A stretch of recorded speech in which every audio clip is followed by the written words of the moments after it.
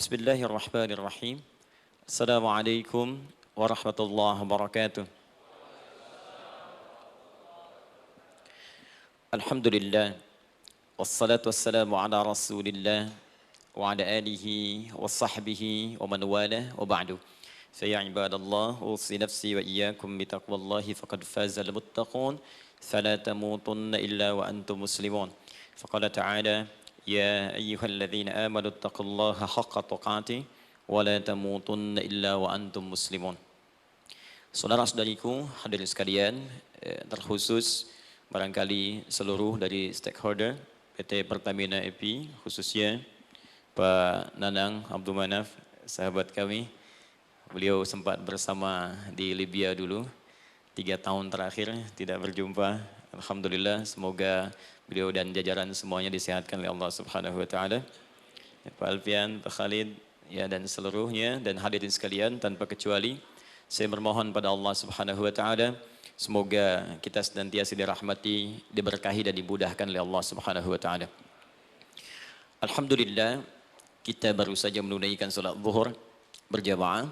Semoga salat kita diterima oleh Allah Subhanahu wa taala. Ada 2 hal yang paling penting tentang solat ini yang ditekankan dalam Al-Quran. Pertama, kenapa solat begitu penting ditunaikan? Karena ia akan menjadi pembeda antara Khalik dengan makhluk. Jadi kalau kita ingin bedakan Tuhan dengan hamba, maka di antara titik penting perbedaannya, kata Allah langsung itu terletak pada aspek ibadah, khususnya solat.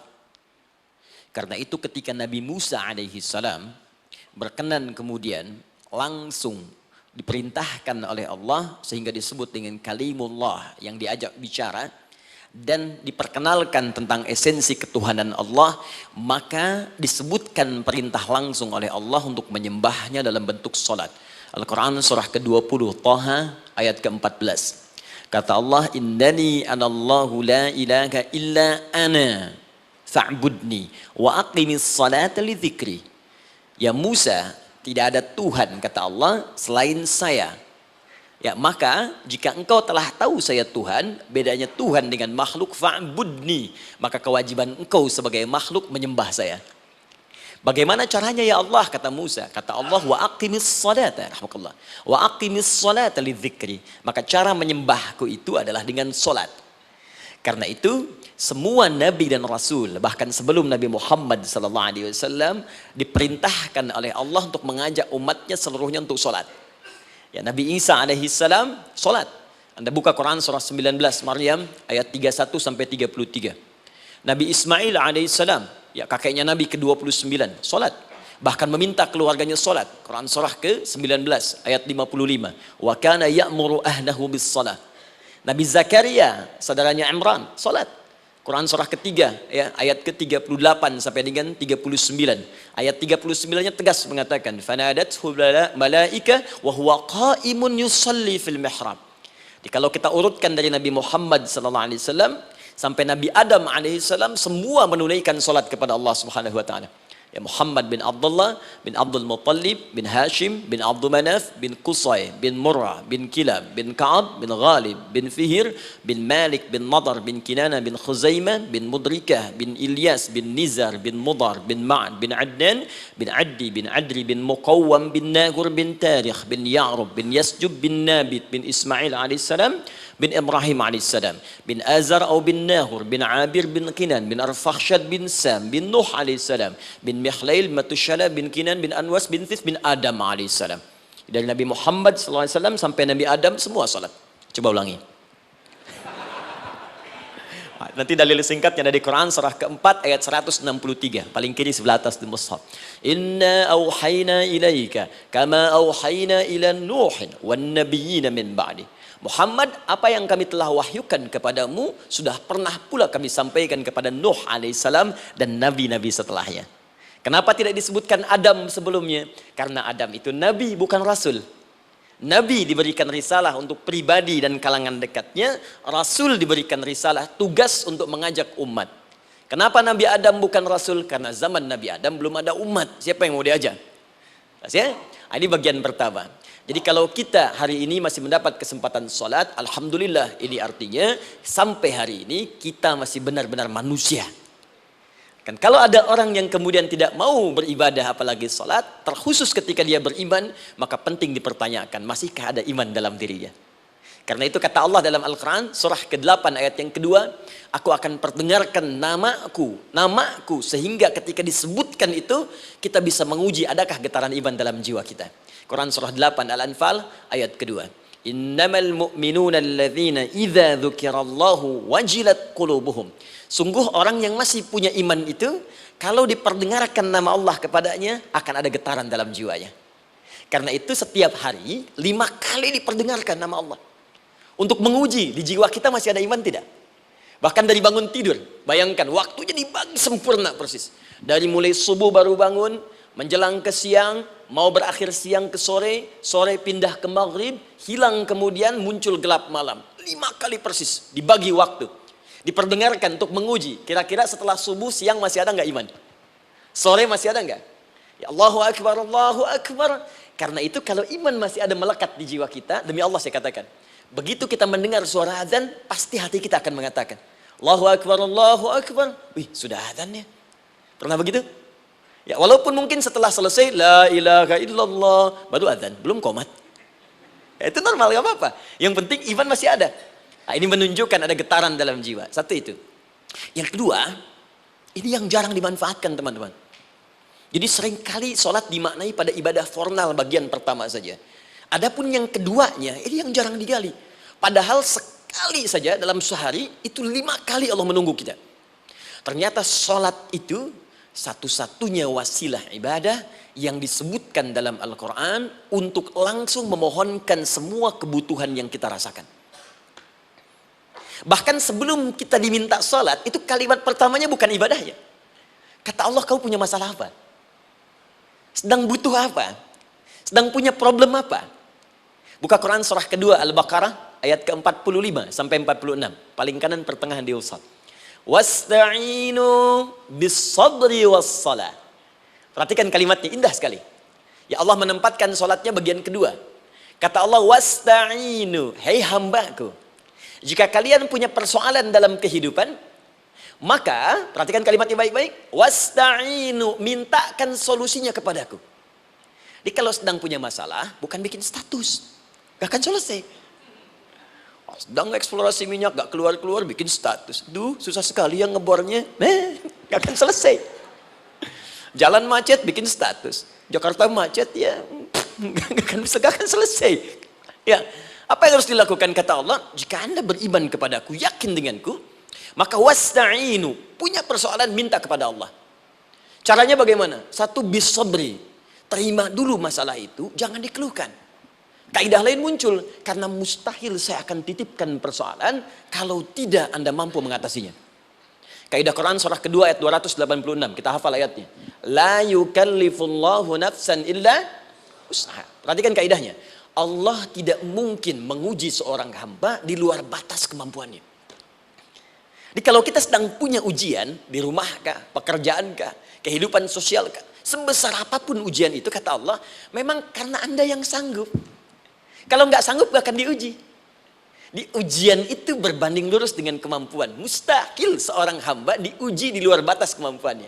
Jadi kalau Anda sekarang pun sedang punya masalah sebesar apapun, kata Allah, memang cuma kamu yang sanggup, yang lain tidak. Maka jangan mengeluh. Jangan Anda katakan, ya Allah, why me? Kenapa saya? Kata Allah, why not? Memang kamu yang mampu. Yang lain tidak. Nah, ketika Anda bisa menerima itu dengan sabar, baru datang kalimat kedua. Wassalah. Kemudian datang tunaikan sholat dan mintakan solusi kepadaku lewat sholat. Ya, sedikit ya. Lihat sini. Saya berikan sedikit uraian Al-Quran. Saya boleh menulis sini? Boleh ya? Ibu, maaf, agak jauh. Ibu kelihatan ini? Oh, belum saya tulis. Bagaimana bisa kelihatan? Luar biasa. Cuma di Pertamina, belum ditulis udah kelihatan. Maaf, lihat sini. Wasta'inu. Baik, ya. Saya ingin sedikit sekali. Ini redaksi Quran itu indah sekali diksinya. Wasta'inu. Lihat sini. Kata Allah, jika Anda punya persoalan dalam hidup, maka mintakan solusi. Terima dulu masalahnya dengan sabar, karena kita dipercaya oleh Allah. Gini, cara memahaminya. Allah aja percaya dengan kita. Masa kita nggak percaya diri? Allah yakin dengan kita, kita mampu. Masa kita nggak yakin? Terima dengan sabar. Kemudian wassalah, mintakan solusinya lewat salat. Kata perintahnya dibuka dengan kalimat wasta'inu. Kalau kita ingin rubah kata perintah ini, fi'il amr, ingin dirubah ke dalam bentuk permohonan, minta, maka rubah kalimatnya menjadi nasta'in. Lihat, nasta'in. Baik. Wasta'inu, kata Allah, kalian punya persoalan, ayo minta solusi padaku. Terus kita pengen minta, ya Allah, kami ingin minta. Maka dalam bahasa Arab, kalau kita ingin merubah kalimat ini ke dalam bentuk permintaan, kita katakan nasta'in. Saya tanya pada Anda, pernah nggak dalam sholat kita mengucapkan kalimat nasta'in? Ada? Masih ingat? Baik, apa kalimatnya? Iyyaka na'budu wa iyyaka nasta'in. Perhatikan, iyyaka na'budu wa iyyaka nasta'in. Iyyaka na'budu, iyyaka, ya Allah, Engkau perintahkan aku untuk ibadah. Maka sekarang aku ibadah, sholat. Hanya kepadamu saja. Kan kata Allah, kamu sholat. Terus kita katakan, iyyaka na'budu. Sekarang kami sholat, ya Allah. Nama lain sholat itu ibadah. Kalau kita ibadah, na'budu.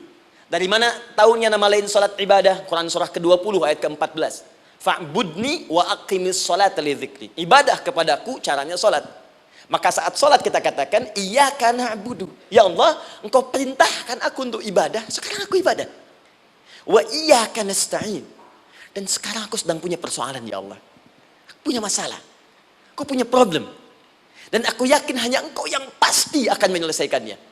Ketika Anda mengatakan, iyyaka nasta'in, perhatikan hadis qudsinya. Hadisnya qudsi. Ya. Al-Imam Al-Bukhari meriwayatkan, Imam Muslim meriwayatkan, An-Nasai meriwayatkan dari sahabat Abu Hurairah radhiyallahu taala anhu. Ada lagi yang dari sahabatnya Anas bin Malik. Perhatikan kalimatnya. Idza qala al-'abdu iyyaka na'budu wa iyyaka nasta'in, jika hambaku dalam salatnya benar membacanya, benar dari awal salatnya sampai dengan kalimat iyyaka na'budu wa iyyaka nasta'in, ya Allah, sekarang aku ibadah kepadamu dan sekarang aku punya persoalan. Aku mohonkan solusinya darimu. Kata Allah, hadza baini wa baina 'abdi. Ini perjanjian antara aku dengan hambaku. Wali 'abdi, hadisnya qudsi. Wali 'abdi, kalau hambaku benar salatnya sampai kalimat ini, masa'alah, apapun yang dia minta sekarang aku akan kabulkan. Aku akan kabulkan. Pertanyaan saya, berapa di antara kita yang sholat sampai detik ini, ribuan kali ruku dan sujud, yang memanfaatkan momentum ini untuk memohon? Siapa di antara kita yang ketika sholat memohon kepada Allah solusi? Jangan-jangan selama ini sholat itu hanya menjadi formalitas saja. Takbir, ruku, sujud, salam, selesai. Takbir, ruku, sujud, salam, selesai. Padahal Allah sudah menunggu hambaku, kamu itu punya masalah apa? Makanya setiap waktu dibagi 5 supaya hidup kita ringan. Subuh ke zuhur punya masalah, zuhur salat. Begitu kita mohon, tuntas masalah itu. Zuhur ke asar punya persoalan, asar salat. Dijawab oleh Allah, tuntas persoalan itu. Karena itu semua nabi dan rasul, bahkan orang soleh, ketika punya persoalan dalam hidupnya, even itu hanya menulis karya ilmiah, maka mereka akan memulai dengan sholat dan minta kepada Allah Subhanahu wa taala. Teman-teman kenal Nabi Zakaria? Bagus. Baik, di sana belum tulis, sudah kelihatan. Sini kenal Nabi Zakaria, alhamdulillah. Tapi nggak apa-apa, saya ke Sukabumi Pak, ada yang kenal Fir'aun. Kenal Fir'aun, kenal, bagus. Sukabumi hubun dunia, suka itu hubun, bumi itu dunia. Baik. Teman-teman, Nabi Zakaria itu diuji oleh Allah. Maaf, belum punya keturunan. Dan semua nabi punya ujian. Jadi jangankan kita, nabi aja yang jelas surganya punya ujian. Ya, Anda pernah sakit, Nabi Ayub sakitnya lebih parah dari kita. Ya, Anda di keluarga belum ada keturunan, Nabi Zakaria pernah lebih daripada kita. Sampai rambutnya memutih, fisiknya sudah letih, dan menurut medis, maaf sekali, istrinya divonis tidak mungkin punya keturunan, monofus dan mandul, mustahil. Secara klinis gak mungkin, secara medis tidak mungkin. Maka Allah tunjukkan satu isyarat yang sangat luar biasa. Jika Anda mendapati situasi makhluk mengatakan ini mustahil dan sudah angkat tangan, ini tanda pertama dari Allah, langsung tinggalkan pendapat manusia, langsung memohon kepada Allah. Maka turunlah beritanya di Quran surah ketiga Ali Imran ayat 38 sampai 39. Paling kanan sebelah atas di mushaf. Sekarang perhatikan kalimatnya, saya mau sambungkan dengan Al-Fatihah tadi. Hunalika da'a Zakaria rabbah. Di mihrabnya Nabi Zakaria salat bermohon kepada Allah. Qala rabbi habli min ladunka dzurriyyatan thayyibah. Kemudian ia berdoa, Rabbi habli, ya Allah yang maha memberi tanpa batas. Ini adab pertama, kalau teman-teman mau berdoa, sebut nama Allah sesuai dengan hajat kebutuhan kita. Itu yang disebut dengan al-asma'ul husna. Di asma'ul husna itu bukan nama-nama indah yang sekedar dihafal, bukan. Tapi nama yang diberikan oleh Allah sesuai dengan kebutuhan hidup kita. Dalilnya Quran surah ke-17 ayat 110. Ya, paling kanan sebelah atas di mushaf, ke pertengahan. Ya, kata Allah, Qulid Allah. Jika Anda punya persoalan, sebut nama Allah. Allah Awir Rahman atau Ar-Rahman.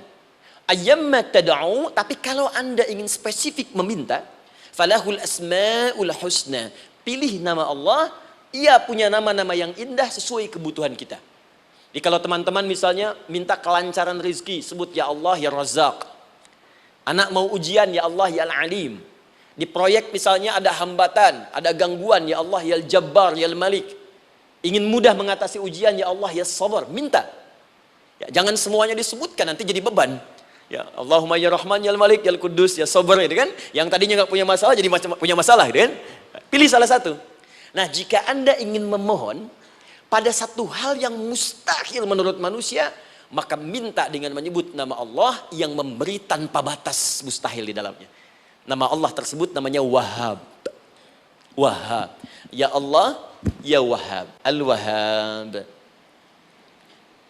Kalau kita rubah dalam bentuk permintaan, maka singkat kalimatnya dengan hab. Hab. Untuk sendiri habli, untuk banyakkan hablana. Rabbana hablana min azwajina wa dzurriyyatina qurrata a'yun.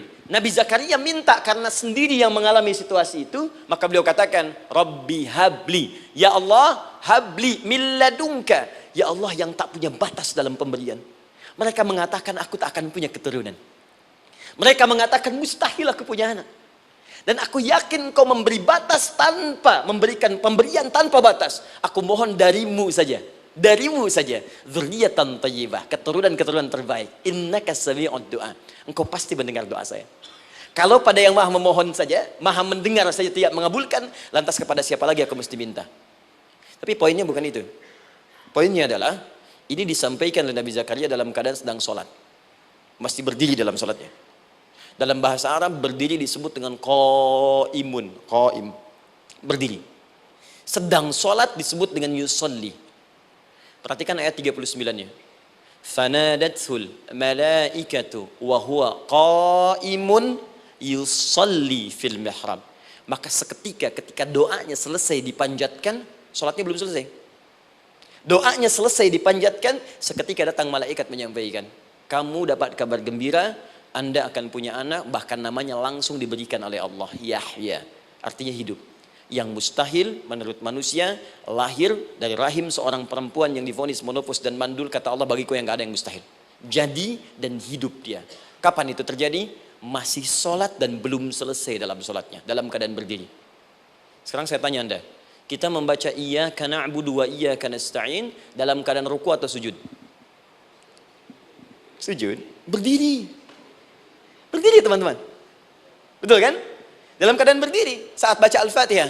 Iyyaka na'budu wa saat kita mengatakan wa iyyaka nasta'in, Allah balik bertanya, apa yang kamu butuhkan? Nabi Zakaria itu sholat dulu baru minta. Kita umat Nabi Muhammad karena keutamaan nabinya sebelum sholat udah ditunggu. Butuh apa? Mau minta apa?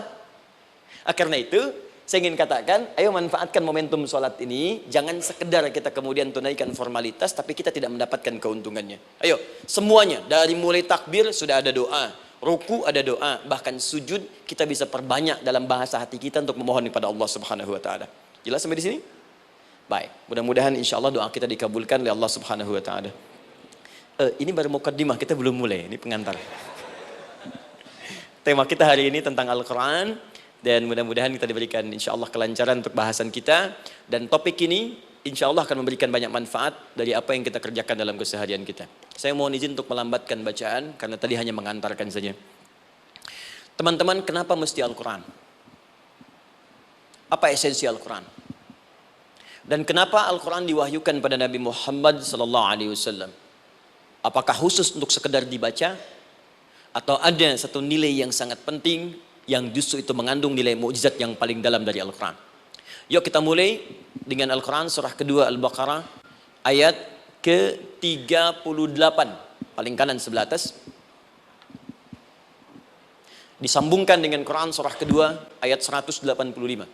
Paling kiri pertengahan di mushaf. Quran surah kedua ayat 38 dengan Quran surah kedua ayat 185.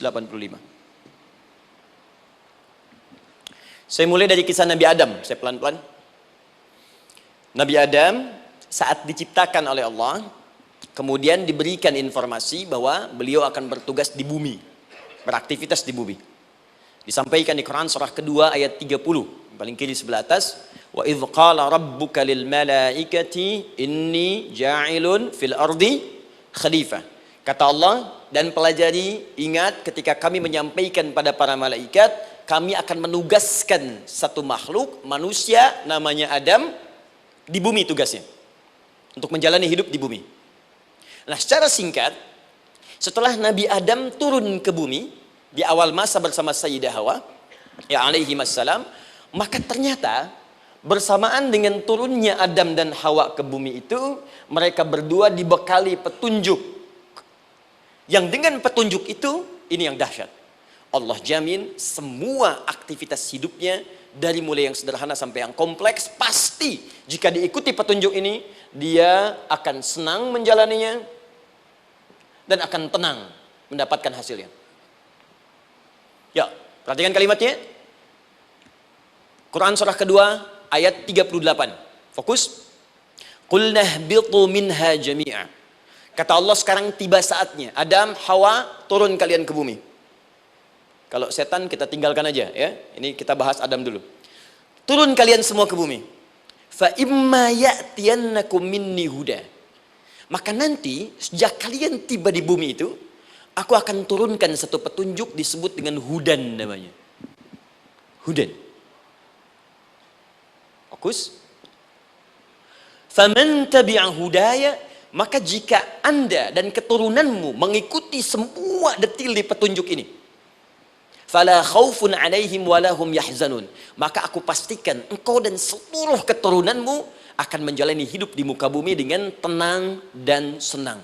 Fala khauf, khauf itu gelisah, takut. Lawan dari takut apa? Tenang. Lawan dari gelisah, tenang.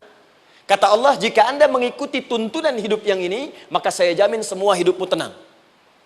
Walahum yahzanun, dan saya pastikan selama hidup di muka bumi itu kalian tidak akan pernah bersedih. Senang. Lawan sedih itu senang.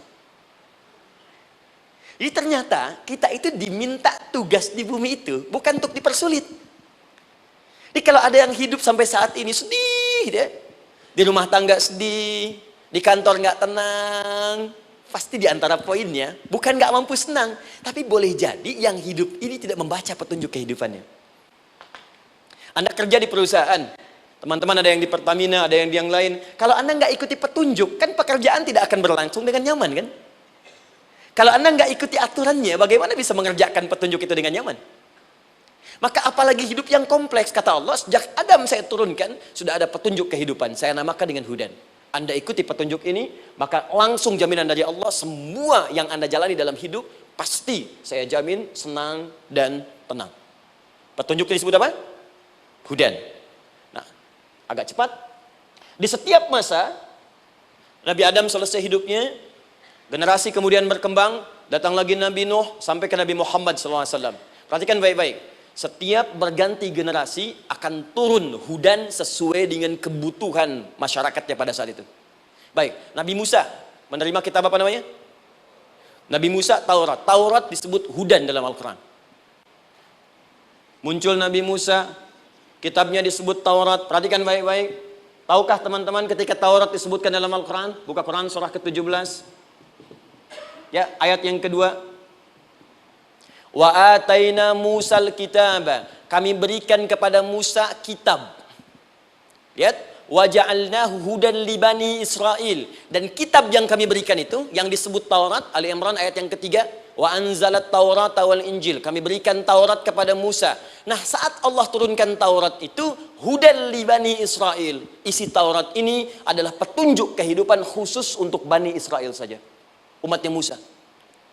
Jadi kalau umat Nabi Musa mengikuti petunjuk hudan Taurat ini, kata Allah, saya jamin semua hidupnya tenang dengan senang. Nabi Isa turun Injil. Injil disebut hudan dalam Al-Quran.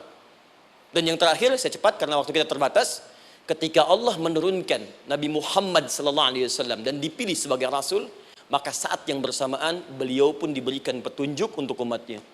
Dan dahsyatnya petunjuk itu pun disebut dengan hudan. Buka Quran surah kedua ayat 185.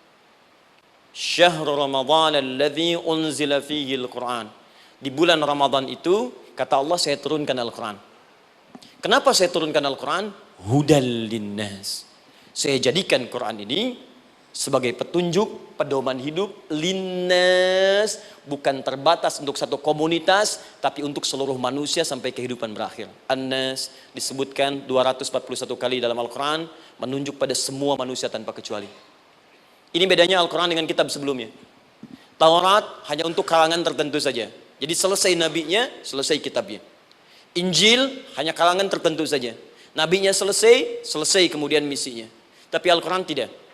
Ini kalimat pertama langsung dari Allah. Walaupun nabinya wafat, tapi karena Al-Qurannya didesain oleh Allah untuk seluruh manusia sampai kehidupan berakhir, maka pasti Al-Quran itu di setiap masa akan mampu dijadikan pedoman dalam kehidupan.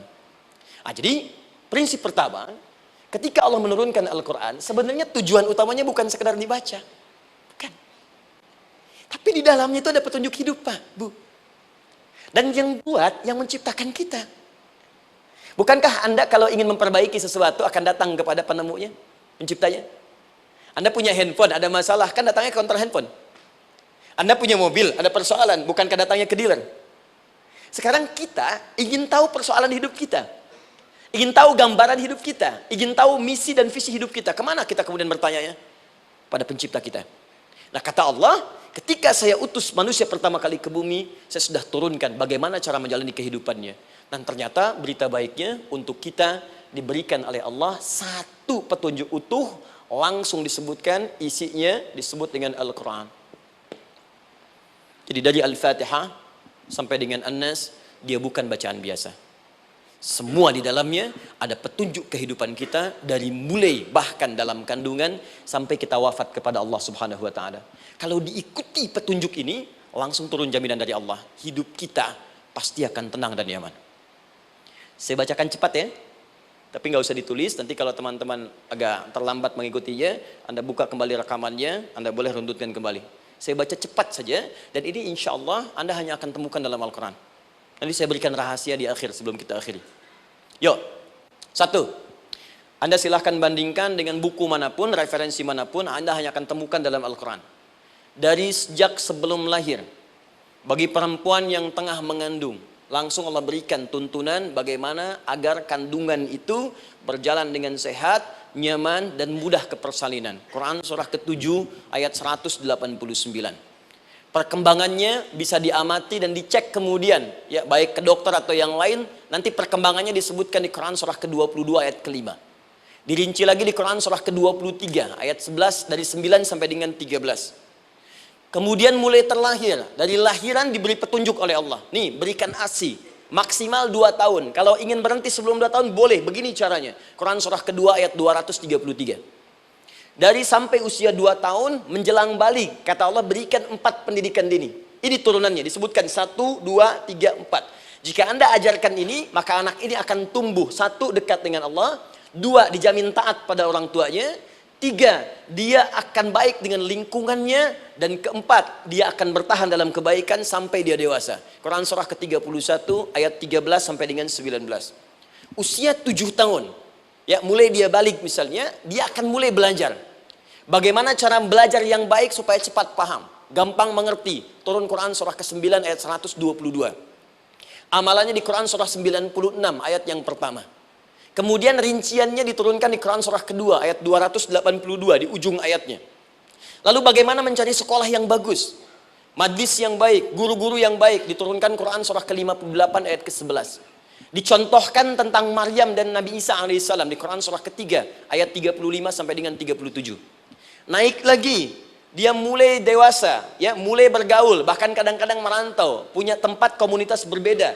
Bagaimana supaya dia bergaul tidak terpengaruhi oleh lingkungan yang tidak baik. Maaf ya, kadang-kadang ibu yang sudah mengandung, melahirkan, ayah mencari nafkah, tiba-tiba anak pergi bahkan ke kampus, ke sekolah, dapat teman yang gak bagus, pulang-pulang mengecewakan Anda. Dan bagaimana menemukan tempat-tempat yang baik untuk bisa menjaga perilaku anak ini? Ditemukan nanti di Quran surah ke-49 ayat ke-13-nya. Dirinci perkembangannya di Quran surah ke-12 Yusuf ayat 2 sampai dengan ayat 29-nya. Sampai ketika dia akan mulai kemudian menikah, kata Allah, pilih pasangan yang baik dengan ta'aruf, berikan mahar yang sempurna. Quran surah ke-4 ayat ke-4. Kemudian dia mulai menikah, kata Allah, sebelum menikah pelajari dulu fikih nikah. Banyak orang yang menikah tapi karena tidak belajar tentang persoalan rumah tangga, apa yang akan terjadi di rumah tangganya. Detil Pak, Bu. Kata Allah, ini kalau kamu berbuat begini akan ada miskomunikasi. Kalau ada miskomunikasi persoalannya akan begini, solusinya begini. Maka diturunkan dasarnya di Quran surah ke-30 ayat 21, detilnya di Quran surah ke-4 ayat 34 sampai dengan 35. Paling kiri sebelah atas sampai dengan ke tengahnya. Anda berlanjut, diterangkan oleh Allah, hei, tugas suami saat mulai pertama kali menikah, maka tugas yang pertama siapkan untuk mencari nafkah. Bagaimana caranya ya Allah? Diturunkan oleh Allah. Satu, jangan takut kehilangan rizki.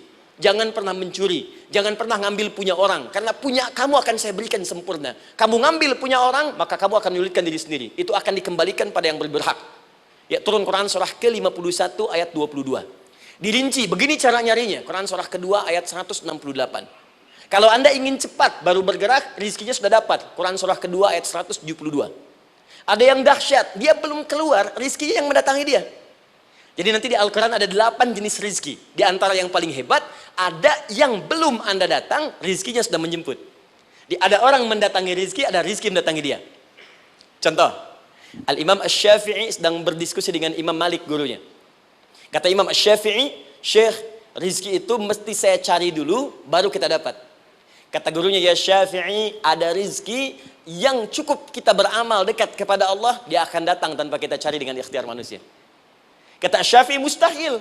Kata Quran kan kita kerja dulu baru datang. Kata Imam Malik gurunya, kamu yang belum sampai, kita amalkan ini, rizki datang. Maka berhenti sampai di situ. Imam Syafi'i pamit. Di jalan tiba-tiba beliau mendapati ada panen anggur, Pak, Bu. Terus dipanggil sama yang punya kebun. Ya, pemuda katanya, sini, mau bantu nggak? Kalau kamu bantu, kami berikan anggurnya. Maka beliau bantu, panen, petik. Sampai setelah selesai diberikan anggur yang besar-besar, hanum. Senyum, senang beliau. Ternyata senangnya bukan karena dapat anggur. Senangnya karena merasa pendapatnya benar. Kalau saya nggak bantu panen ini, nggak akan dapat saya anggur. Cuma karena saya bantu, saya diberi ini. Maka rasa senangnya inilah dibawa kemudian kepada gurunya, ingin laporan. Tapi perhatikan adabnya. Dia tidak mengatakan, guru, nih saya benar. Kalau saya nggak ikut panen, nggak dapat saya ini. Perhatikan kalimat Asy-Syafi'i. Guru, tadi saya di jalan, dipanggil oleh pemilik kebun, ikut panen anggur. Begitu saya bantu, saya diberikan anggur ini. Beliau tekankan dengan kalimat yang kencang pada kalimat, begitu saya bantu, saya dapat anggur ini. Imam Malik tersenyum mengatakan, Masya Allah Syafi'i, luar biasa. Ini siang begitu panasnya, tadi saya mau keluar ngajar, terfikir di benak saya, Allah, kalau ada anggur yang besar-besar, enak rasanya. Tiba-tiba kamu datang bawa anggur. Jadi Imam Syafi'i kerja dapat sesuatu, Imam Malik terfikir sesuatu, datang rezeki. Itu ada di Quran surah ke-7, teman-teman, ayat ke-96, paling kanan sebelah atas di mushafnya. Baik, teruskan dulu. Ya, Anda dalam mencari kerja, ingat, kalau Allah yang sampaikan pasti terjadi. Jangan dikira mudah.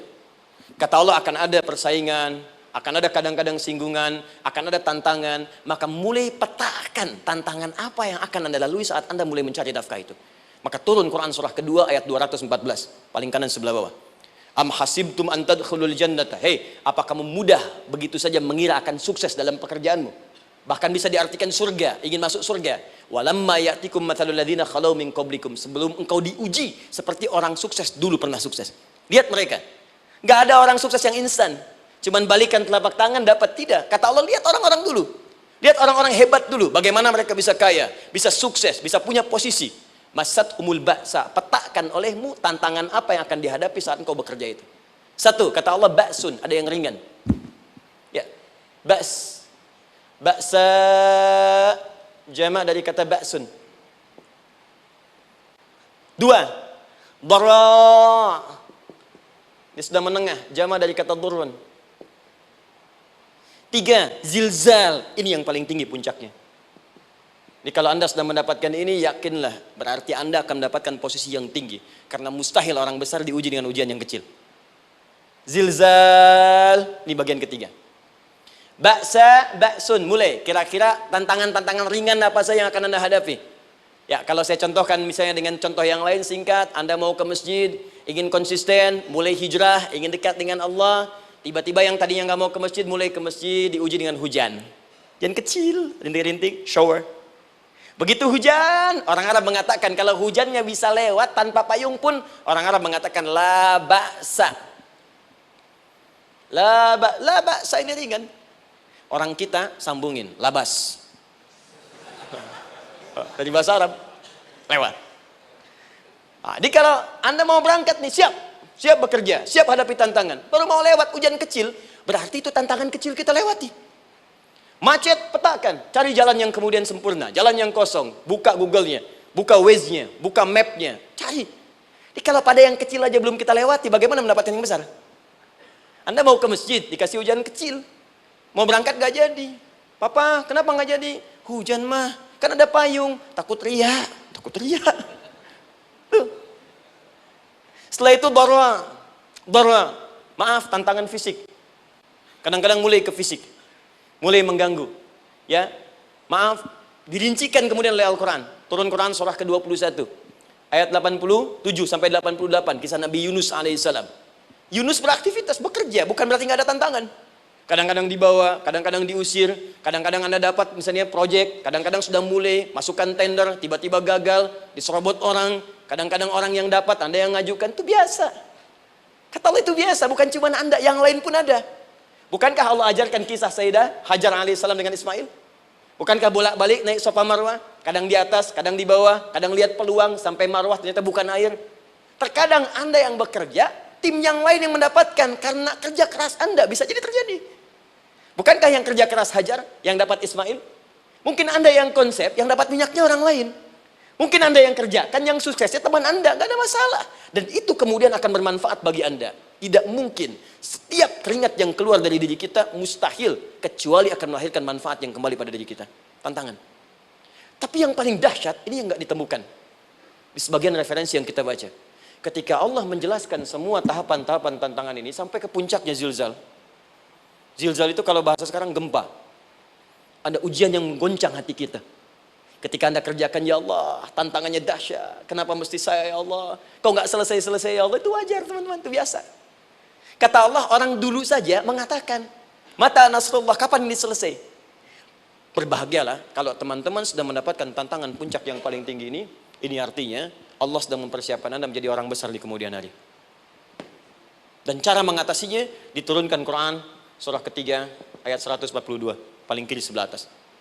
Perhatikan dahsyatnya. Yang pertama diterangkan tantangannya, yang kedua dijelaskan cara mengatasinya. Saya mau berhenti sampai di titik ini, nanti saya terangkan cara berinteraksi dengan Al-Quran. Ya, perhatikan baik-baik. Kata Allah, jika kelak engkau sudah bisa memetakan tantangan ini, maka siapkan solusi untuk mengatasinya. Ayatnya dibuka dengan kalimat yang sama persis. Saya pernah sampaikan teori ini di dua perusahaan besar di Indonesia. Yang pertama, ada salah satu perusahaan, karena ini direkam saya nggak sebutkan perusahaannya, perusahaan otomotif besar, sedang turun gratis, kemudian juga ada inflasi yang tinggi. Terus saya terangkan teori Quran. Dia praktekkan berhasil, Pak. Padahal saat itu saya presentasi di depan non-muslim. Non-muslim. Sales-salesnya se-Indonesia dikumpulkan, saya bedah tentang ini. Dan mereka berhasil. Sampai sekarang naik lagi. Yang kedua sama, ini direkturnya juga non-muslim. Tapi nggak apa-apa, kita diskusi. Dan mau mendengar teori ini. Dan praktekkan, naik. Ya, dulu di satu perusahaan minyak juga. Sedang turun, karyawan semua dikumpulkan, lalu kita bahas tentang ini, kita terangkan. Yang ini yang paling menarik dari Al-Quran. Kalimatnya sama persis, Quran surah ketiga, ayat 142. Am hasibtum an tadkhulul jannata. Apa Anda duga, akan begitu mudah mendapatkan kesuksesan dalam hidup. Tolong fokus baik-baik. Jangan selalu mengartikan jannah dengan surga. Karena asal kata jannah itu artinya kesuksesan, kebahagiaan yang belum tampak. Surga, kenapa disebut dengan jannah? Karena itu puncak kebahagiaan kita yang belum nampak sekarang. Saya kasih rahasia ya. Ini di antara kita saja nih. Kalau ada kata jim dengan nun di depannya, itu pasti tidak nampak, tersembunyi. Apapun tambahannya. Ya, misal, jin kenapa disebut dengan jin? Karena memang ketika diciptakan, dia tidak tampak, tersembunyi. Lawannya ins, karena itu kita disebut ins, karena saat lahir kita tampak. 18 kali disebutkan dalam Al-Quran. Ya ma'syaral jinni wal ins, wa ma khalaqtul jinna wal ins. Jadi jin disebut jin karena memang fitrahnya tersembunyi, gak nampak. Jadi kalau ada jin melakukan penampakan, itu jin sedang kena masalah.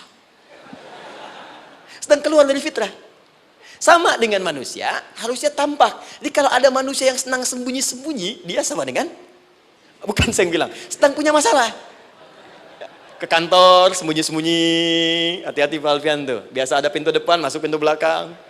Suami di rumah, buka WA, sembunyi-sembunyi. Bu, hati-hati tuh. Pulang lewat pintu belakang, berarti sedang punya persoalan dalam hidup. Setiap ada jim dengan nun, pasti tersembunyi. Ibu punya janin, rahim, dalam rahim ada janin. Kenapa disebut dengan janin? Jim, nun, ya, nun. Karena sosok itu belum nampak dalam pandangan kita. Nanti kalau sudah lahir, baru tampak. Jannah, kenapa disebut jannah? Karena belum tampak dalam pandangan kita. Nanti kelihatan. Karena itu dalam Al-Quran, kata jannah itu tidak dikhususkan dengan surga. Tidak dikhususkan dengan surga. Kadang-kadang menunjuk aspek kesuksesan yang belum tampak. Anda mau ngebor minyak, minyaknya belum tampak. Belum kelihatan. Anda mau kerja, ya hasilnya kan belum tampak. Baru ikhtiar sekarang. Karena itu orang Arab disebut kaya, kalau mereka mendapatkan kebun yang tak tampak sebelumnya. Kebun anggur, bukan kurma, kalau kurma banyak. Kebun anggur, ada apel, ada jeruk, sampingnya ada sungai-sungai, disebut dengan jannah. Ya, kalau punya unta, nggak kaya di Arab, biasa. Karena yang kelihatan padang pasir, unta, hitam, merah, biasa. Tapi kalau sudah punya kebun, kebun anggur, yang sulit di padang pasir ada kebun, itu baru disebut kaya. Karena itu orang Arab kadang mengartikan jannah dengan aspek kesuksesan yang belum tampak. Diartikan dengan kebun anggur, kebun apel, dan macam-macamnya. Perhatikan, am hasibtum an tadkhulul jannah. Apa Anda duga ingin sukses itu begitu mudah? Sukses jadi tidak. Walamma ya'lamillahu alladhina jahadu minkum wa ya'lamas sabirin. Perhatikan baik-baik. Sebelum Allah memastikan pada diri Anda terdapat dua hal yang paling utama untuk mengatasi tantangan tadi. Satu, jahadu. Kesungguhan. Serius. Jadi kalau mau sukses, mesti serius. Kerja serius. Cintai pekerjaan Anda. Ya, belajar anak-anak serius. Pastikan belajar dengan serius. Jangan cuma anak-anak duduk paling belakang, nggak pernah nanya, kadang ngantuk, pulang. Ujian, besoknya mau ujian, baru belajar. Ya, sistem SKS, sistem kebut. Ya, kadang-kadang sejam, Bu, Pak. Saya pernah ada orang di luar ngadu waktu di Libya, Ustadz, gimana ini orang Indonesia? Kenapa? Saya belajar 3 bulan. Besok mau ujian. Teman antum orang Indonesia pinjam catatan saya baru semalam. Dia dapat 8, saya 7,5. Saya bilang, Anda belum tahu sistem SKS itu. Baik, ya. Tapi itu bukan solusi. Begitu ujian selesai, ilmu lupa. Itu poinnya. Jadi kalau hanya sekedar ilmu dipakai untuk ujian, pada prakteknya nggak akan terpakai. Ini banyak anak sekolah sekarang hanya belajar untuk ujian saja. Padahal kalau dipraktekkan, kadang kaitan dengan agama tinggi, Bu, Pak. Fisika itu dengan agama itu tinggi. Gaya F1 sama dengan F2, gaya gerak sama dengan gaya dorong. Gaya sedikit, maka keluarnya sedikit. Pukul kencang, bunyinya kencang. Imannya kalau kuat, amalan jadi banyak. Iman sedikit, amal pun sedikit. F berbanding lurus dengan P, hukum Pascal. Gaya berbanding lurus dengan tekanan. Masuk bab akhlak. Makin banyak gaya, makin banyak tertekan. Nah itulah. Gaji 5 juta, gaya 10 juta. Kan? Ini serius. Serius. Di divisi apapun Anda, saya 3 sepekan lalu lah takziah ke tempatnya Yang Habibie, terus diminta tausiah di sana. Dan saya perhatikan beliau termasuk yang paling serius ketika diberikan tugas apapun. Gak pernah diberikan amanah kecuali mencintai pekerjaan itu. Yang Habibie demikian. Ciri orang sukses itu serius. Tapi keseriusan itu, kata Allah petakan jadi 3 bagian lagi. Karena jahadu itu punya 3 turunan kata. 1, keseriusan merencanakan, disebut ijtihad namanya. Punya rencana. Mappingnya apa? Stepnya apa? Oke, Anda ingin kerjakan sebuah proyek, baik, proyeknya berlangsung berapa lama? Target kita apa? Jangka panjangnya, menengahnya, jangka pendeknya.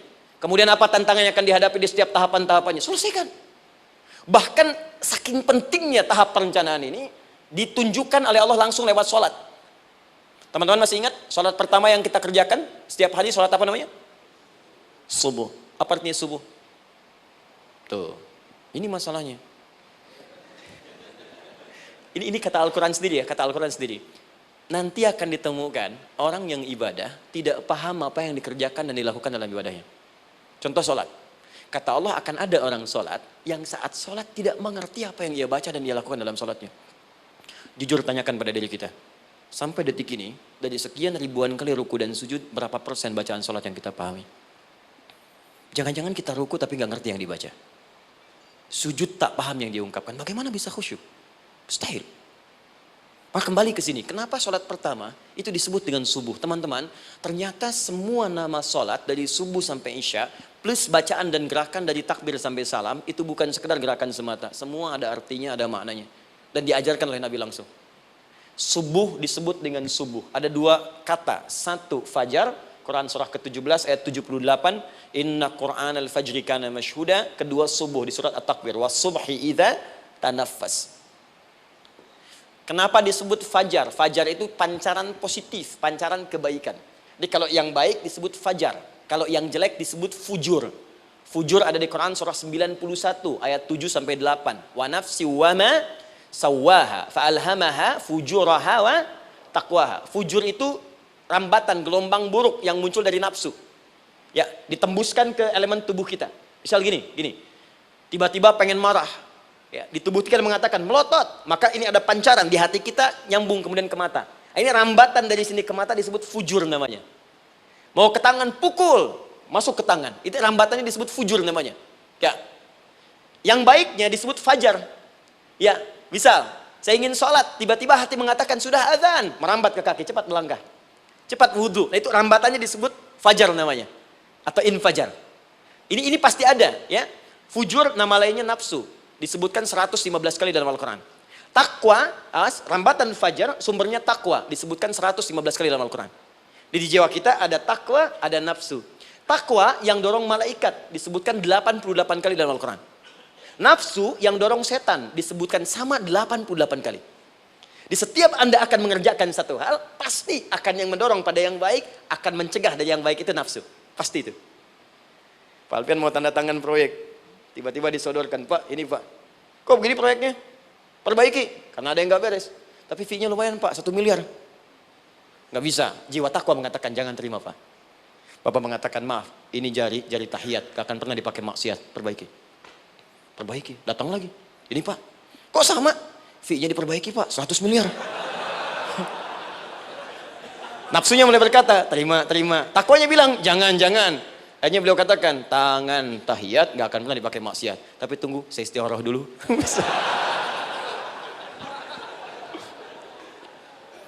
Nah, waktunya, ini salatnya disebut fajar. Kenapa disebut fajar? Karena saat kita tidur, terus dengar suara azan, Allahu Akbar, maka memancar dari iman kita, rambatan untuk merespon suara itu. Bangun kita untuk menunaikan salat. Waktunya disebut subuh. Kenapa disebut subuh? Dari kata asbah. Asbah itu artinya yang siap dengan rencana. Ya, orang Islam tuh nggak ada yang bangun dari tidurnya kecuali punya rencana jelas yang akan dieksekusi di hari itu. Makanya sebelum kita bekerja mengeksekusi itu, kita datang menghadap Allah supaya Allah berikan kemudahan di setiap aktivitas kita. Coba lihat manajemen Nabi. Bukankah sebelum tidur beliau istighfar dulu? Dirinci pekerjaannya, dicatat yang akan dikerjakan besok, istighfar 70 kali, 100 kali, sehingga dengan istighfar saat tidurnya tenang. Coba kita biasakan. Ada yang baca Quran, ada yang istighfar. Kalau nggak percaya silahkan cek. Begitu Anda lakukan, tidurnya enak. Besoknya rencana itu sudah siap. Makanya ketika bangun, siap jam 7 mau kemana, jam 8 ada di mana, jam 12 kerjakan apa. Sebelum mengerjakan itu, datang kepada Allah, sujud, ya Allah, saya punya rencana ini tolong mudahkan. Begitu caranya. Itu yang disebut dengan subuh. Nah, sekarang kembalikan peta hidup kita mau seperti apa ke depan. Ijtihad. Yang kedua, kalau sudah jelas konsepnya, visinya sudah ada, maka jihad. Yang kedua jihad. Jihad itu eksekusinya, aksinya, actionnya, perjuangan fisiknya. Rencananya apa? Tahajud malam nanti. Bismillah. Jam berapa? 2:30. Baik, yuk kita mulai rencanakan. Eksekusi rencananya. Bagaimana cara kita bangun 2:30? Pasang alarm. Jam berapa alarm dipasang? 3 kali. Pertama 1:30, kedua 2:4, ketiga jam 2:4. Baik. Alarm pertama untuk mematikan alarm kedua. Alarm kedua matikan alarm ketiga. Ketiga siap-siap. Baik. Siap bangun. Jihad. Awas, ini penting ya, jihad itu jangan dipersempit maknanya kepada situasi peperangan saja, tidak. Banyak jihad itu luas sekali medannya. Karena jihad itu perjuangan fisik. Dan maaf sekali, dalam konteks perang pun bukan menyerang orang. Tapi membela diri saat diserang. Di Islam itu bukan agama ekspansi. Cek di sejarah, nggak ada Islam menyerang. Yang ada itu membela diri saat diserang. Atau saat orang lain dizalimi dan kita diminta untuk terlibat, kita membantu. Ini bukan dalam konteks sekarang yang banyak dibincangkan. Tembak orang, bom orang, nyerang orang. Bukan. Itu waktu kejadian bom Tamrin itu pertama, saya di Lampung posisinya. Itu begitu meledak, duar. Pertanyaan pertama Pak di Majelis Taklim, Ustadz, apakah bom di Jalan Tamrin termasuk jihad fisabilillah? Saya bilang, Pak, sependek pengetahuan saya, jihad fisabilillah itu jihad di jalan Allah, bukan di Jalan Tamrin. Kaidahnya beda. Nah, misal mencari nafkah itu jihad. Cari nafkah jihad. Quran surah keempat ayat 34, paling kiri sebelah atas. Tugas pertama ketika menikah kata Allah, ar-rijalu qawwamuna 'alan nisa. Setiap lelaki itu diminta oleh Allah untuk mengatur bagian rumah tangganya. Jadi pemimpin di rumah tangganya. Ya bima faddalallahu ba'dahum 'ala ba'din, karena diberikan kemampuan untuk memimpin. Di pemimpin itu ada di suami. Dan ciri khas pemimpin, Bu, biasanya ciri khas pemimpin apa, Bu? Bukan tegas, bukan. Ciri khas pemimpin itu tidak mau dipimpin. Makanya kalau ada sesuatu, masukkan lewat usulan, jangan beri saran. Kalau saran susah, itu pemimpin. Baik, tapi yang paling luar biasa kata Allah, perhatikan kalimatnya indah sekali.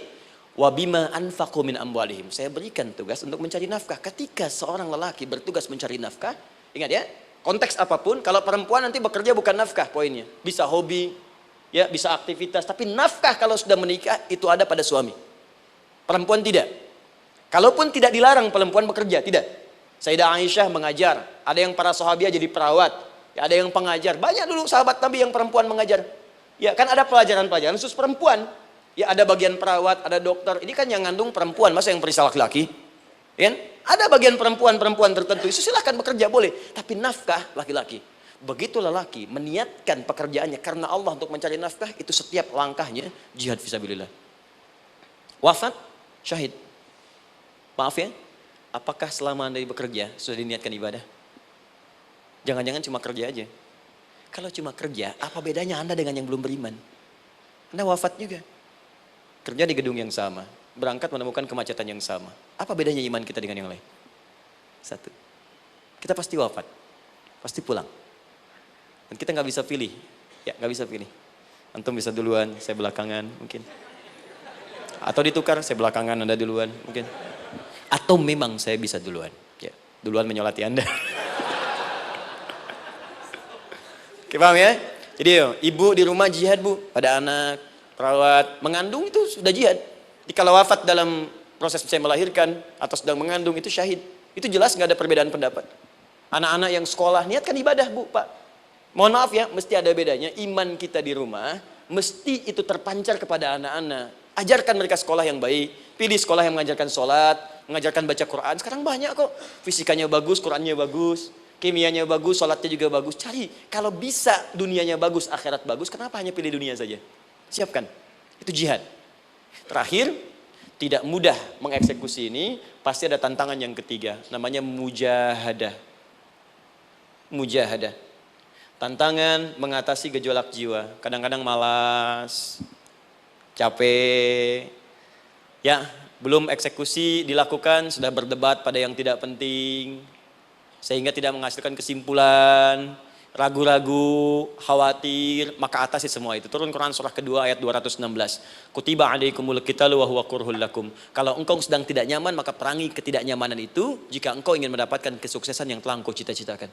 Asa an takrahu syai'an fa huwa khairul lakum. Boleh jadi apa yang engkau tidak rasakan sekarang, engkau rasakan gak enak, gak nyaman, di balik itu Allah sedang siapkan sesuatu yang lebih baik untukmu. Wa asa an tuhibbu syai'an fa huwa syarrul lakum. Mungkin yang engkau harap-harap sekarang boleh jadi itu belum baik untukmu sekarang. Allahu ya'lamu wa antum la ta'lamun, karena Allah lebih tahu masa depan, engkau pikiranmu pendek sampai di sini saja. Maka teman-teman sekalian, kembalikan lagi, tidak pernah Anda akan temukan dalam Al-Qur'an kecuali bimbingan hidup yang semuanya nyata. Silahkan cek. Itu baru pekerjaan, belum ibu di rumah, ibu capek merawat anak, kadang mengeluh, kadang nangis. Turun Quran surah ke-17 ayat 23. Kadang-kadang ada beda pendapat dengan suami, Quran surah ke-4 ayat 34 sampai 35. Masalah kondangan saja Pak, bisa beda pendapat. Ya. Ya Pak, kan ada family gathering malam, Mama pakai baju apa ya? Hijau apa yang biru? Masya Allah, kata Anda biru bagus mah. Kata Mama kayaknya hijau deh Pak. Tuh. Nanya tapi udah punya jawaban. Ya, bagus kalau dipakai, begitu keluar kuning. Naik lagi, Anda udah 40 tahun, anak masih ada, turun Quran surah ke-46 ayat 15. Kemudian naik lagi sampai Anda sepuh, sampai kembali ke keadaan tidak normal seperti anak-anak lagi, Quran surah ke-22 ayat ke-5. Sampai ada amalan, kalau Anda jangan kira Anda akan hidup selamanya, Anda pasti wafat. Quran surah ke-3 ayat 185. Bahkan diajarkan kalau wafatnya ingin enak, begini caranya. Pelajari Pak, jangan cuma dunia, kita akan meninggal. Ini ada di Quran, kalau pengen meninggalnya enak, begini caranya. Ya kalau nggak percaya silahkan amalkan, nanti kita akan lihat di akhir. Ya. Betul, akan kelihatan. Quran surah ke-89 ayat 27 sampai 30. Kalau kalian nggak pelajari ini, silahkan kata Allah, saya berikan yang ini yang kedua sambil dipukulin malaikat. Quran surah ke-8 ayat ke-50. Sampai di alam kubur dijelaskan, kalau nanti Anda wafat, Anda pindah ke alam kubur, kalau ingin dikuburnya terang, nyaman, banyak rezekinya, lakukan amalan Quran surah ke-3 ayat 169 sampai 172. Tapi kalau Anda abai, Anda akan seperti Firaun dulu. Setiap pagi sampai petang ditampakkan neraka. Quran surah ke-40 teman-teman sekalian disampaikan oleh Allah langsung ya, dari ayat 45 sampai 46 ya. Sampai terjadi kiamat disampaikan Quran surah ke-75. Sampai dihisab, ada yang masuk surga tanpa hisab, Quran surah kedua ayat 25. Ada yang masuk neraka tanpa hisab. Ada. Kan yang kita tahu surga aja, masuk neraka tanpa hisab ada. Quran surah 18 ayat 99 sampai dengan 100. Sampai disebutkan surga yang paling indah nomor 1 bersama Nabi dan orang-orang soleh. Jadi kalau Anda masuk sini, tetangga Anda semua Nabi. Ya, depannya Nabi Ibrahim, belakangnya Nabi Musa misalnya, samping kirinya Nabi Yusuf, ya, samping kanan Nabi Muhammad SAW. Itu cuma 3 golongan, orang soleh, para syuhada, orang-orang jujur dalam kehidupan dunianya. Jadi kalau Anda jadi pekerja yang jujur, taat kepada Allah, Anda berpotensi masuk surga bersama semua Nabi dan Rasul yang pernah diutus. Ya. Baik, itu ada di Quran surah ke-4 ayat ke-69. Ada yang kedua di taman surga, Quran surah ke-51 ayat 15 sampai dengan 18. Ada yang surga seluas langit dan bumi, Quran surah ketiga ayat 133 sampai 134. Ada yang neraka yang biasa, ya, sebiasa-biasa nerakanya kebakar juga. Quran surah 4 ayat 56. Tingkat paling tinggi neraka jahanam untuk 2 golongan, munafik, ingat, munafik dan kafir. Jadi kalau Anda pun muslim, jauhi perbuatan munafik. Karena munafik akan mengantarkan langsung ke dalam neraka jahanam. Quran surah ke-4 ayat 140. Mana yang tidak ada? Mana yang nggak ada di Quran? Semua ada. Bisnis ada, ya, birokrasi ada, diplomasi ada, mengajar ada, ilmu ada. Karena itu saya mau tutup, jika kita ingin benar mengeluarkan petunjuk ini, seperti orang dulu pernah melakukannya, maka kata Allah melalui lisan Rasulullah, turun Quran surah ke-29 ayat ke-45. Satu ini aja kita kerjakan, insya Allah ini akan beda kita rasakan. Utslu ma uhya ilaika minal kitab. Jika kalian kemudian hidup di muka bumi, maka keluarkanlah bimbingan dari Al-Quran sesuai dengan kebutuhan kita secara tematik. Utslu itu dari kata tilawah. Tilawah itu baca, pahami, amalkan. Karena itu setiap kita baca Al-Quran, di sampingnya pasti ada yang menerjemahkan supaya kita paham. Betul kan? Ketika ada yang baca Al-Quran, di sampingnya ada siapa? Ya, sari tilawah kan? Baik, sari tilawah itu bahasa Indonesia. Ya, sari, sebetulnya tilawah saja. Tapi mungkin saat yang menerjemahkan dulu pertama di Indonesia, namanya Bu Sari. Karena itu disebut sari tilawah. Ya, kalau Adi mungkin ada di tilawah gitu kan? Nah, jadi teman-teman, caranya begini. Anda keluarkan sesuai kebutuhan. Enggak semua ayat Quran mesti kita kaji. Kalau mau dari awal dari akhir, bagus. Kalau baca silahkan. Hatamkan, Nabi juga hatamkan. Tapi kalau Anda ingin ambil sesuai passion kita. Anda pebisnis, kenapa nggak mengeluarkan ayat bisnis di Quran?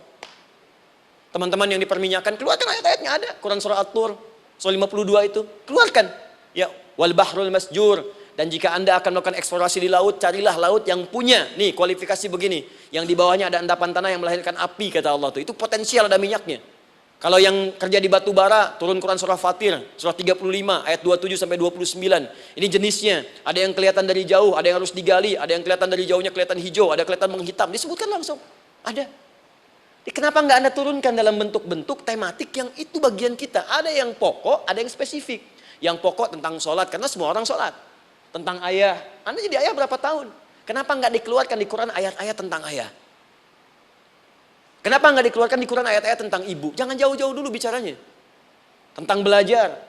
Nah, nanti eksekusinya kalau mau cepat buka kitabnya Al-Imam Al-Bukhari.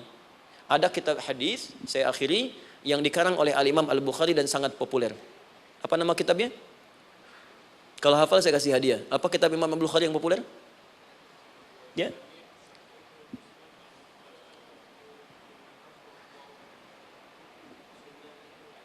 Taib, Anda saya kasih hadiah umrah. Taib. Insyaallah. Januari awal, insyaallah ada yang kami hadiahkan umrah dari atlet peraih Asian Games. Ya, Anda boleh ikut nanti. Ya, ada juga, saya senang saya cinta dengan bangsa ini. Jadi ada peraih Asian Games, medali emas yang kemarin, itu akan kita berangkatkan umrah. Semua peraih medali emasnya, nanti gelombang pertamanya bulan Januari. Ya 2020 nanti, sekitar 3 bulan lagi, insya Allah Anda nanti akan mengikuti. Ada juga nanti dari kalangan Polri, ada TNI juga yang akan ikut, dan saya sertakan. Baik. Al-Jami As-Sahih Al-Musnad Al-Mukhtasar min umuri Rasulillahi sallallahu alaihi wasallam wa sunanihi wa ayyami. Itu namanya. Ayo ulangi. Disingkat Sahih Al-Bukhari. Kenapa saya bacakan lengkap? Bukan karena singkatannya, tapi banyak orang sekarang baca buku, baca kitab, hanya langsung ke isinya. Padahal setiap ulama ketika menuliskan judul kitabnya, itu pasti ada petunjuk di dalamnya. Kata Imam Al-Bukhari, Al-Jami As-Sahih. Kitab ini saya buat sebagai petunjuk umum miniatur kehidupan Nabi yang bisa kita ambil hikmahnya sekarang.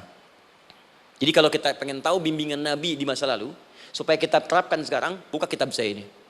Semuanya mustad bersambung kepada Nabi. Sahih saya pastikan, saya teliti satu-satu. Al-Mukhtasar, saya persingkat gak bertele-tele. Nah ini poinnya. Min umuri Rasulullah SAW wa sunani wa ayyamihi. Ini semua pekerjaan Nabi selama 24 jam. Secara singkat saya tutup dibagi 97 pembahasan. Setiap 97 pembahasan, satu babnya itu berisi bimbingan hadis-hadis Nabi. Di situ ada bab tentang bisnis, kitabut tijarah. Bab tentang ilmu, kitabul ilmi. Bab bahkan tentang sakit, kalau pengen cepat sembuh apa? Kitabul marid. Bab tentang pemerintahan, kitabul imarah. Bab tentang penguatan iman, supaya naik gak turun-turun, kitabul iman. Anda tinggal pilih profesi apa, cari Sahih Al-Bukhari, harganya murah. Maaf, dibandingkan pulsa Anda pun masih murah kitab Al-Bukhari. Ya, beli 4 jilid cuma 350.000 yang bahasa Arab saja. Ya, kalau mau terjemahan, cari terjemahannya. Ya, dapatkan itu, keluarkan babnya sesuai profesi kita. Itu ketika dibuka kitab ini, yang pertama muncul ayat Quran dulu. Ini ayatnya, ini hadisnya. Ini ayatnya, ini hadisnya. Teman-teman gak usah baca semuanya, keluarkan passion Anda apa, di situ belajar. Sebulan saya belajar ini, besok saya pindah lagi. Sebulan topik ini, besok ke topik yang lain lagi. Saya kira insya Allah kalau itu kita terapkan dengan baik, maka Al-Quran akan hidup dalam seluruh aktivitas kita dan mudah-mudahan keberkahan akan diturunkan oleh Allah Subhanahu Wa Taala. Ya, tidak cukup dengan amin, mulai dulu. Ya, mulai dulu, petakan dulu, eksekusi dulu. Saya kira itu yang saya sampaikan. Anda punya hak dan kewajiban, hak Anda sudah dapatkan dan kewajiban kita semua untuk kembali beraktivitas. Saya mengucapkan terima kasih atas undangan dari pihak Pertamina untuk Anda seluruhnya. Saya ingin tanya, kalau jamaah di sini ada berapa kurang lebih? Kurang lebih yang rutin 500 ada 550. Baik, nanti saya hadiahkan mushaf sebanyak 550. Ya, dan itu nanti setiap ada kajian atau zuhur salat Anda bisa baca di sini, baca mushafnya.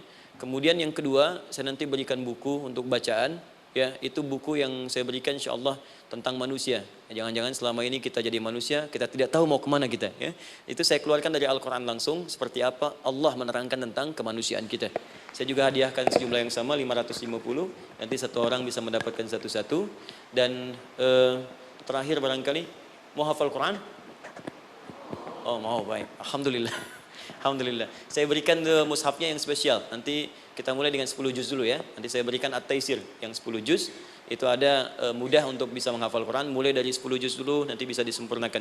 Saya berikan 550 Quran khusus untuk dijadikan sebagai hafalan. Nanti cara menghafalnya bisa dibuka saja di YouTube. Nanti di situ ada cara kami menjelaskan. Dan bulan depan kita ada karantina akbar. Jadi menghafal Quran dalam 30 hari. Alhamdulillah angkatan pertama sudah selesai. Ada yang hafal 24 hari, 23 hari. 30 juz, bukan juz 30 ya. Ada yang 30 hari. Ya, ada juga. Sekarang sedang gelombang kedua. Mudah-mudahan di Pertamina ini juga insya Allah dalam proses bekerja ada juga yang menghafal dan hafal Quran insya Allah ya. Saya kira itu, nanti pulang dari sini dikabari. Kalau ada mobil disiapkan, kalau tidak ada kami juga coba antarkan. Nanti kami siapkan dan mudah-mudahan bisa bermanfaat untuk teman-teman. Kalau ada yang bisa saya lakukan untuk bersinergi di sini, untuk membuat teman-teman lebih dekat dengan Allah, sampaikan. Dan saya dengan senang hati. Ya, saya datang sendiri, tulis sendiri, nerangin sendiri, ngapus sendiri, gitu kan. Terus juga berikan apa yang Anda butuhkan. Kalau dengan semua itu Anda belum juga dekat dengan Allah, ya saya harus bagaimana lagi gitu kan. Baik. Kita berdoa, mudah-mudahan doa kita dikabulkan Allah. Ada 3 cara berdoa. Pertama cukup dengan hamdalah kalau singkat. Kedua kalau ada perselisihan, kifaratul majlis. Dan yang ketiga, kadang Nabi berdoa, sahabat mengikuti dalam momentum yang khusus. Saya ingin menggabungkan ketiganya. Mudah-mudahan dengan itu keberkahan diberikan luas kepada kita semua. Alhamdulillahi Rabbil Alamin. Hamdan syakirin, hamdan na'imin. حمدا يوافي نعمه ويكافئ مزيدا يا ربنا لك الحمد ولك الشكر كما ينبغي لجلال وجهك الكريم ولعظيم سلطانك اللهم صل وسلم وبارك على رسولك الكريم نبيك الامين سيدنا محمد وعلى اله وصحبه اجمعين اللهم ربنا لا تدع لنا في مقامنا هذا وفي كل مقام ذنبا الا غفرته ya Allah kami mohon jika ada satupun di antara kami saat ini yang hadir membawa ya Allah dosa-dosa dalam dirinya, jangan biarkan yang meninggalkan tempat ini kecuali Engkau telah ampuni segala dosa-dosanya. Wala hamman illa farajtah. Ya Allah, jika ada di antara kami yang tengah hadir saat ini ada kegelisahan dalam jiwanya, maka mohon jangan biarkan yang meninggalkan tempat ini kecuali Engkau telah tenangkan keadaan hatinya. Allahumma wala asran illa yassartah. Ya Allah, jika ada di antara kami yang tengah mengalami kesulitan baik di pekerjaannya, kehidupan rumah tangganya, maka dengan keikhlasan amalnya, ya Allah angkat dan ringankan segala kesulitannya. Allahumma wala maridan illa syafaitah. Jika ada di antara kami yang tengah Engkau uji dengan penyakit seberat apapun, maka mohon angkat dan sembuhkan segala penyakitnya. Allahumma yassir lana umurana wa la tu'assir alaina. Ya Allah, mudahkan semua urusan kami, jangan berikan kadar ujian yang tidak kami sanggup mengatasinya ya arhamar rahimin. Allahumma alif baina qulubina ati anfusana taqwaha wa zakki anta khairu man zakkaha anta waliyuha wa maulaha. Ya Allah, mohon lembutkan hati kami untuk saling bersaudara dalam kebaikan. Jauhkan kami dari perpecahan ya Allah, dan bersihkan jiwa kami agar kami bersih keadaan jiwa untuk bisa beramal dalam kebaikan dengan mendapatkan ridhamu. Allahumma rabbana atina fid dunya hasanah wa fil akhirati hasanah wa qina adzabannar. Ya Allah, kami mohon anugerahkan segala kebaikan di muka bumi ini yang mampu kami raih, dan berikan kami segala kemuliaan di akhirat yang mampu kami dapatkan, dan mohon jauhkan kami dari segala ya Allah murka dan neraka-Mu. Allahumma barik lana ya Allah fi ailatina wa fi amalina ya Allah wa fi kulli ya Allah hayatina. Ya Allah, kami mohon anugerahkan keberkahan dalam kehidupan keluarga kami, di kantor, di pekerjaan kami, dan seluruh tahapan kehidupan yang akan kami lalui. Bi fadlika subhana rabbika rabbil izzati amma yasifun wa salamun alal mursalin subhanakallahumma wa bihamdika asyhadu an la ilaha illa anta nastaghfiruka wa natubu ilaik wa akhiru da'wana alhamdulillahi rabbil alamin. Thumma assalamu alaikum warahmatullahi wabarakatuh.